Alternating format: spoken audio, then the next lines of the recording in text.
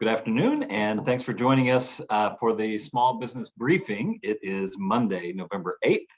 I'm Rob Fowler, the CEO of SBAM, and Brian Calley is the president of SBAM. And together we bring you this briefing every Monday and Thursday at 3 o'clock. Brian, we actually have a lot to cover today, so I want to jump into it. But let's start here. 69.5%. You know what that is? That would be the number of people over age 16 who are vaccinated in Michigan today. That's right. That's exactly right. And 70% was the stated goal early on, that we needed to hit a vaccination rate of 70%. That does not include people with natural immunity having had the disease. So, it's just one of those markers. We're going to get to data here in just a second, but it seems like an important number, although we hear so little about it today as a goal. Yeah, and it is, there's the controversy around vaccines has been there the whole time, but now with the mandates, it's a whole new level of controversy. So sometimes it's kind of hard to separate out the rules and the mandates from just the overall goal and just the good of having a population that is mostly immune to the coronavirus. Well, why don't we actually one other thing, we are sponsored by the Marana Group and Data Document company that has been sponsoring, our first sponsor of this briefing, did just an amazing job of supporting SBAM and the mission. And so thank you, David, for your sponsorship.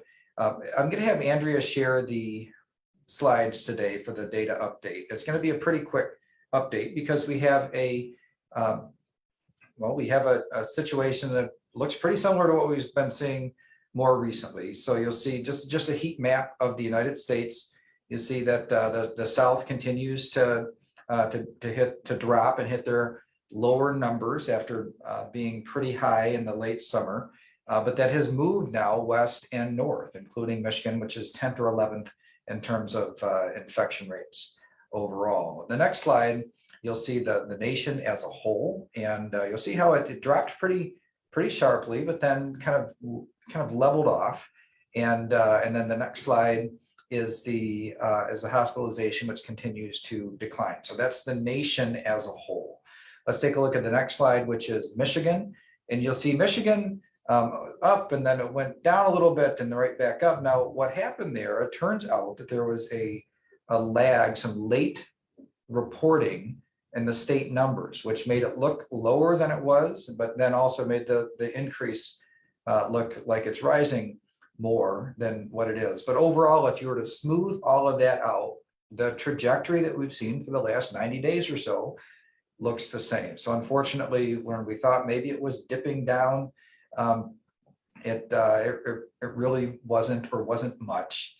And it continues this long, steady march upward. And then if you look at the hospitalizations, you'll see on the next slide that in terms of our hospitalizations, we see modest increasing still. And then now the state that I've been comparing us to is Minnesota. The next slide is just Minnesota and their infection rate. And you see actually pretty similar to Michigan's. It's really remarkable how these two states are moving together, and then hospitalization being the final slide for Minnesota. So you see, this is a really important comparison state for Michigan. It's emerged as the one that I look at ours in terms of, is this what's the trend happening in Michigan, and is it likely to continue, and is this a blip or not? And if it, I look at Minnesota kind of being confirmation that what we see happening in Michigan, whether it's going up or cresting or going down, evidence of what the trend looks like and how it matches up with Minnesota. So Rob, what this tells me is that we're just in a rising case environment, and it's unusual that we would have now 100 days in a row of rising cases, from very, very low numbers in the summer to moderately high numbers now.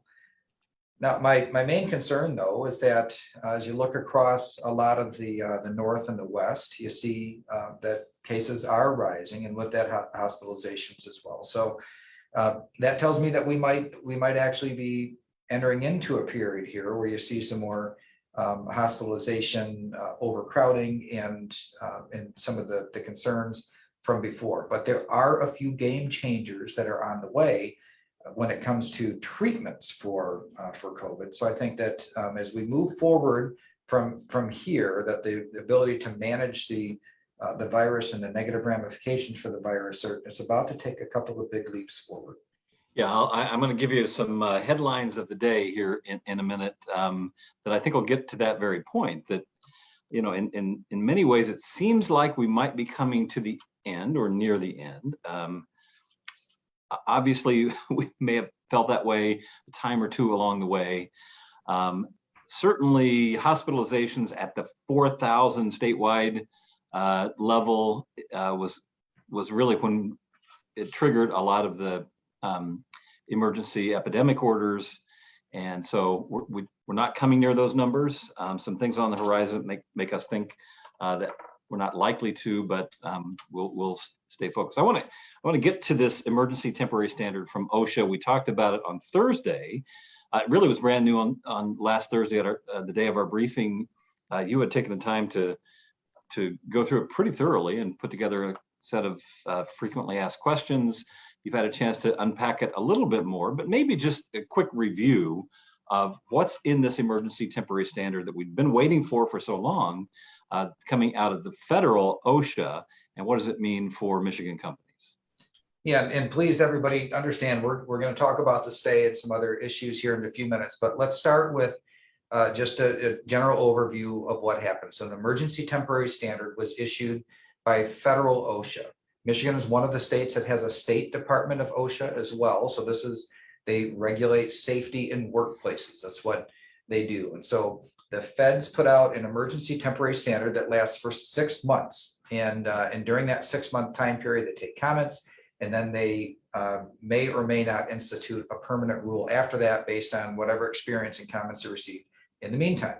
So what this emergency temporary standard says is that that employers with more than 100 employees, and this means anybody on your payroll, doesn't matter if they're different locations, doesn't matter if they're remote or in person, it doesn't matter if you have part-time or full-time. We're talking about number of people, employee count on your payroll in any individual company. If it's 100 or more, according to this rule, those employees by January 4th would have to be either vaccinated or test weekly. There is one additional piece of information that we did not cover last time, as I was kind of going through the emergency temporary standard just in the hours before the briefing on Thursday, is that December 6th is an important date on this rule as well. So at 30 days after they filed it in the Federal Registry, the requirement for unvaccinated employees to mask, and also for businesses to have their vaccination policy in place, takes effect. So December 6th, there are 2 things this rule says that you have to do if you have more than 100 employees. That is, require masking of employees under most circumstances, not for remote workers, not for outside workers, and not for when workers are isolated in an office with 4 walls and a closed door, but every other scenario requiring masks, and then a vaccination policy in place. We did put in on our website an FAQ with just all that we've learned about this so far. Try to put it in plain English so that it's not compliance speak, so people can understand what it says, and also a link to a template vaccination policy if you would like to use it. We didn't develop that. The OSHA developed one. Federal OSHA developed one that was pretty plug and play. That any individual company that falls under this 100 employee or more mandate would be able to pretty easily use. So we didn't recreate that. Simply link to it from our website. One other thing that I wanted to point out we didn't cover on Thursday is that or at least we didn't substantially cover what it actually means. Federal contractors, federal employees, and healthcare institutions that receive Medicare or Medicaid funding, they are explicitly exempted under the OSHA rule because they are covered under a separate rule, under actually several separate rules. So the federal government is saying, we're doing mandates for those classifications elsewhere, therefore they are exempt from OSHA. So it begs the question, why would they do that? Why wouldn't they just cover everybody under OSHA? It's because the federal government knows that they are on shaky legal ground to mandate vaccines under OSHA. And so what they're doing is the other, like federal employees, they can do under other authority, federal contractors, they can do under other authority, and they're a much stronger legal footing to do that there. And so they've exempted them. I think it's a tell that the feds are not very confident that this OSHA standard, this emergency standard, is going to hold up in court. Yeah, and we have a little evidence of that. Let me give you 3 headlines, and you sort of tell the story that small businesses ought to take from these 3. Biden administration is considering mask mandate and vaccine mandate for companies under 100 employees. Number 2 is FDA is poised to approve a Merck and Pfizer antiviral drug. And number 3, the Fifth Circuit Court stays Biden administration vaccine mandate. So let's start with the third. So this is the big one, where the Fifth Circuit Court of Appeals, which is Texas and Louisiana and Utah, some other states too that make up the Fifth Circuit. That court was very quick to answer the lawsuit that was filed by some business groups and also several states, including Texas. Remember when we talked about that Texas had set itself up to be the case, and they wanted to be kind of the first one to the table to fight the mandate when it was forthcoming. That's the circuit that acted first, and they stayed the implementation or enforcement of the federal emergency temporary standard. So it's a stay that required the Biden administration to answer by 5 o'clock today, Monday, and so that process is going to carry out over the coming days and weeks. But based on the language in the stay that the Court of Appeals used, it looks to me like they are very skeptical that the feds have authority to implement this vaccine mandate.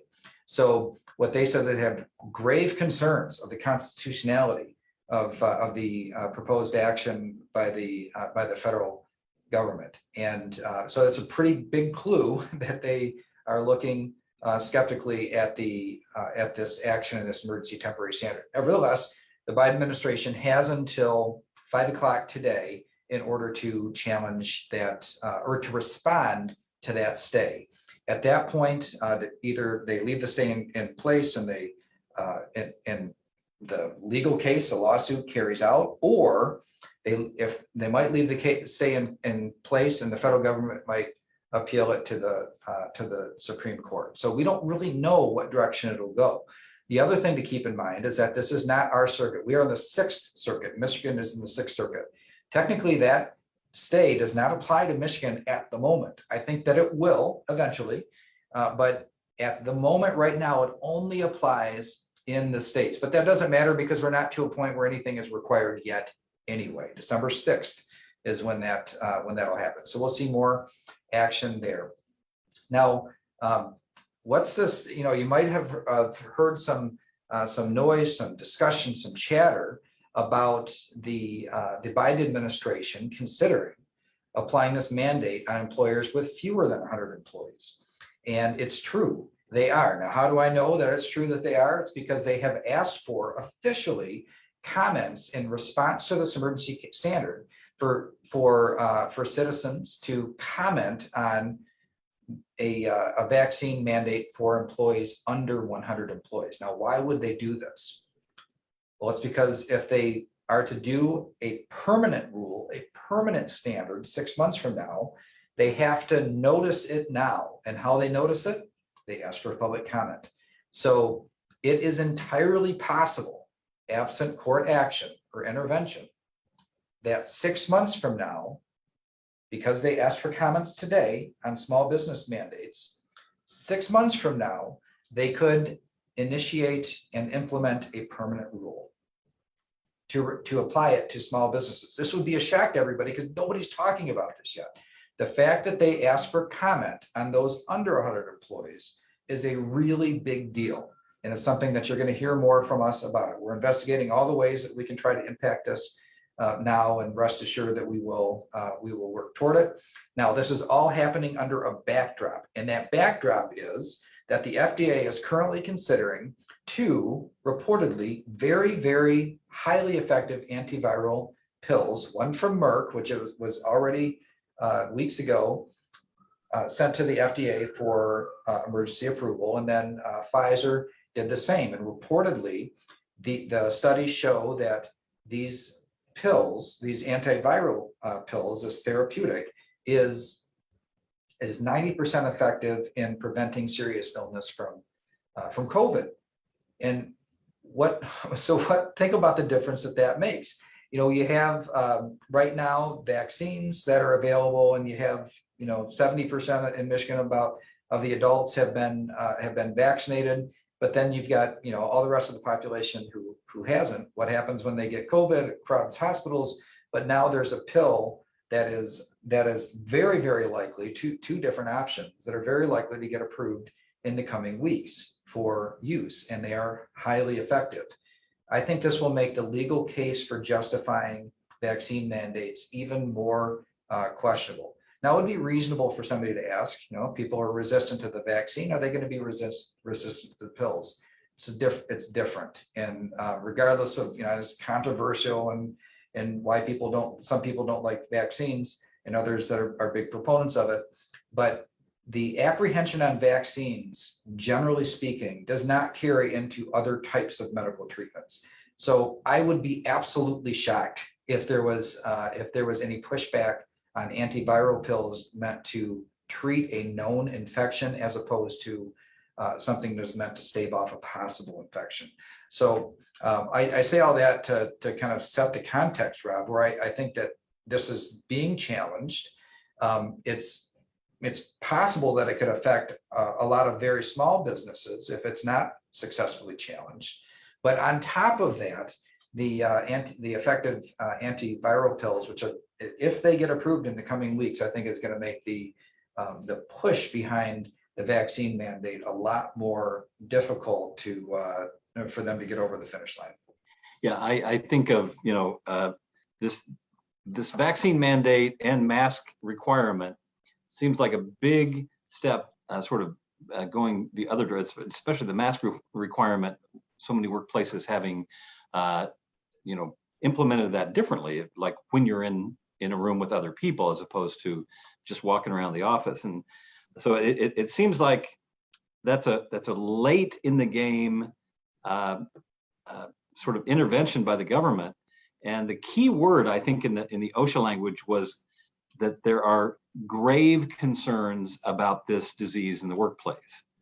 Well, 20 months in, when there's new therapeutics on the horizon and vaccines are widespread, I don't know that you can make the case that it's a grave workplace safety issue. Yeah, and the state keeps track of this too, by the way. So when you look at the places where there are outbreaks and the populations that generally struggle more with COVID-19, you'll see that the workplace is actually not the main place. And so if you were to, and the ones that are the main place, the congregate living facilities, are the ones that are covered under a separate mandate. So you can't say, yeah, but nursing homes, yeah, but hospitals, therefore you need OSHA. OSHA doesn't apply to those. Right. Those entities are exempt from OSHA because they have separate authority that they're requiring mandates for there. So it is concerning that even if the vaccine mandate portion of this emergency standard is struck down, the idea of using PPE or requiring personal protective equipment in businesses that might be able to survive a legal challenge. And just like anything else, we know that our members know how to keep their employees and their customers safe, and it's not a one size fits all. And when I saw what this emergency standard says on mask wearing, distance is not a cure for it. So they don't allow you to say, hey, space people out enough and they don't have to wear masks. No, they say you have to be alone in a room with a closed door. So that's just not, that doesn't even fit OSHA's own guidelines that have been in place all this year. So I think that it's important that we really don't try to superimpose a one size fits all across the entire economy. So it's interesting to watch, the lawsuits that have been already filed against the federal government, and the ones that are considering are almost all coming from business organizations or Republican attorneys general across the state. There is an interesting Democrat voice that's raised up. The governor of Kansas, Democrat governor of Kansas, has said, spoken out in opposition to the vaccine mandate and the mask mandate. That's right. So Governor Calley has said that she opposes the vaccine mandate for much the same reasons that I just described. By the way, this idea that you have a rule from Washington and try and impose it doesn't fit Kansas, doesn't fit their culture, doesn't fit the way they operate. Lots of space in Kansas. They can spread out. I used to, when my dad was in the Army, we were stationed at Fort Riley outside of Manhattan, Kansas, and I can vouch for the fact there's a lot of open space there. And it's very flat, but I think that's a significant development. Somebody who is a Democratic governor who is saying, look, this doesn't fit our state. And so look at whether or not she'll go so far as to try and intervene, or maybe just trust that there are other states that will take that step. I think at the end of the day, it's really difficult for me to imagine a scenario where the mandate survives legal challenges all the way through to the end.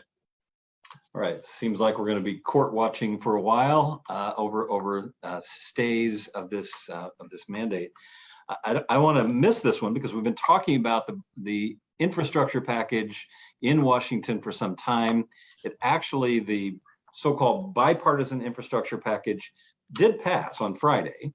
And so what's your take on that? And what does it mean for the larger human infrastructure package? So there's a lot to consider in the passage of this package. When it passed the Senate earlier, now it passed the House, it'll go to the president, he will sign it. It's first of all, it's $1.2 trillion in total size, but that's a big part of that. Over half of it is just reauthorization of the regular highway bill. So on the one hand, when you hear Republicans say, well, this is a lot of unnecessary and excessive spending, well, it's not as big as advertised. And then on the other side, the Democrats that are saying, this is the biggest deal ever to happen in infrastructure. Once in a generation. Yeah, once in a generation. And no, it's not. I mean, so the thing is that it's a bill that it's gotten tied up in the Build Back Better kind of controversy. The president really needed a win, so obviously they're treating it like it was a big, like a big thing, a once in a generation thing. Republicans are hitting it, as though it's the Build Back Better plan, which is $3.5 trillion and so forth.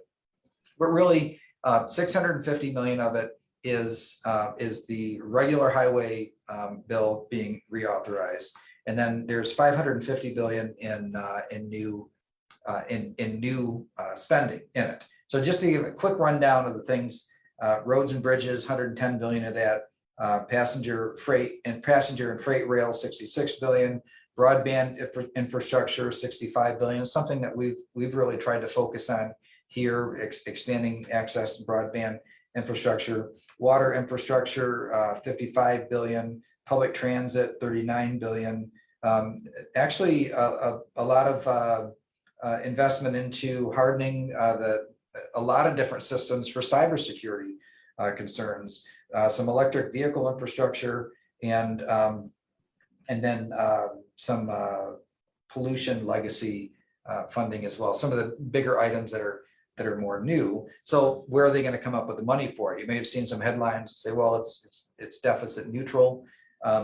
So part of it is just the regular gas taxes that are already collected at the federal level and redistributed.